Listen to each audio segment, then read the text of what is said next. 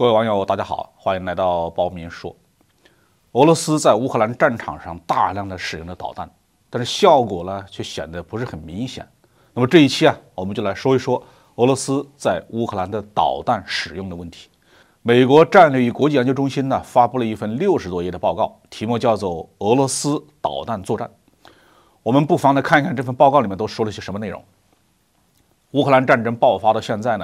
俄军发射了大量的地对地导弹和舰对地导弹，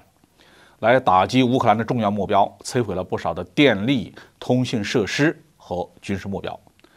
但是到目前为止乌克兰的社会运行依然保持正常，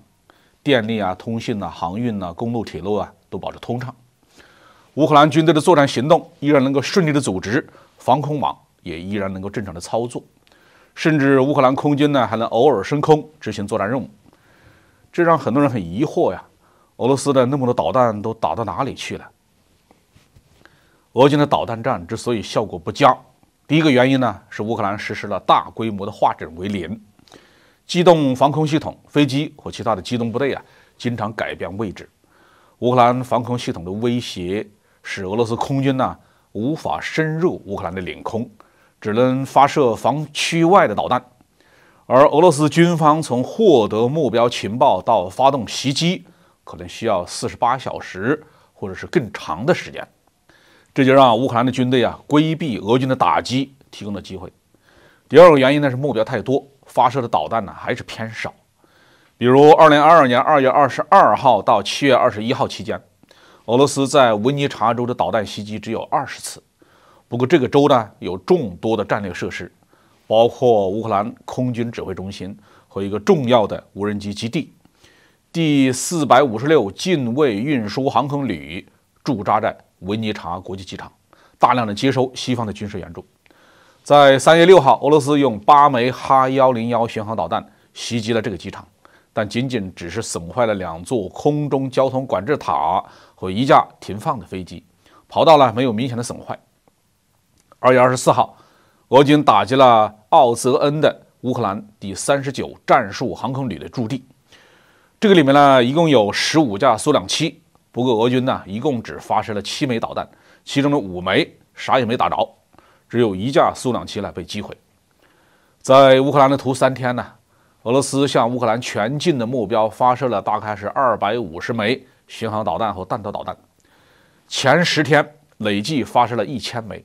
而相比之下，美国在1998年的沙漠之狐行动中，在70多个小时里面，向伊拉克是发射了420多枚巡航导弹。在伊拉克自由行动的头10天，美国和联军向伊拉克军事目标发射了近1万枚精确制导弹药。第三个原因是乌克兰反导作战颇有成效。2022年2月到7月期间，乌克兰拦截了174枚巡航导弹。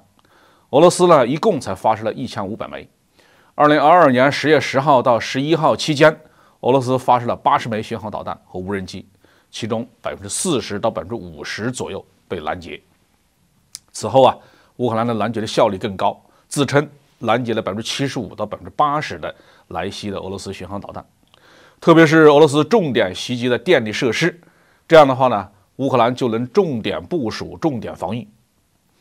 第4个原因是俄罗斯的导弹的精度差，可靠性低。2022年3月份美国情报部门评估说，俄罗斯的某些类型的导弹的故障率高达60%，空射巡航导弹尤为严重。有些老款的导弹以及改性的导弹的精度很差，比如说俄军用哈22反舰导弹和 S300防空导弹打击地面目标，经常击中民用目标。这些情况和国内外军事分析人员所进行的推测和结论基本上是吻合的。总体来说俄军在对乌克兰的导弹攻击上犯有几个错误。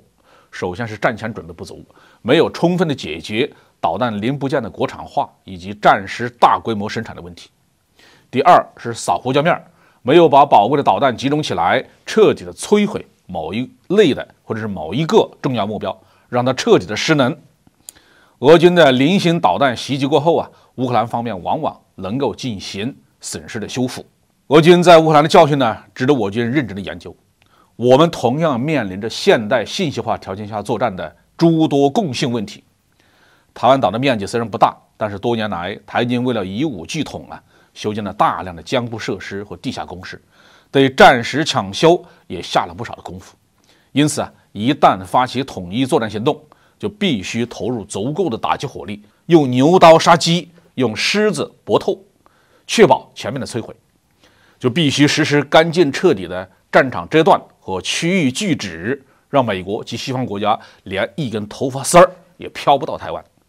就必须对岛上的通信网络、交通运输、能源、电力、粮水、仓储进行无差别的攻击，在最短的时间里面要彻底的清除台独当局的全部的战争潜力。总之俄军在乌克兰战场上犯下的错误，我们一定不能重蹈覆辙。好，这期话题我们就说到这里。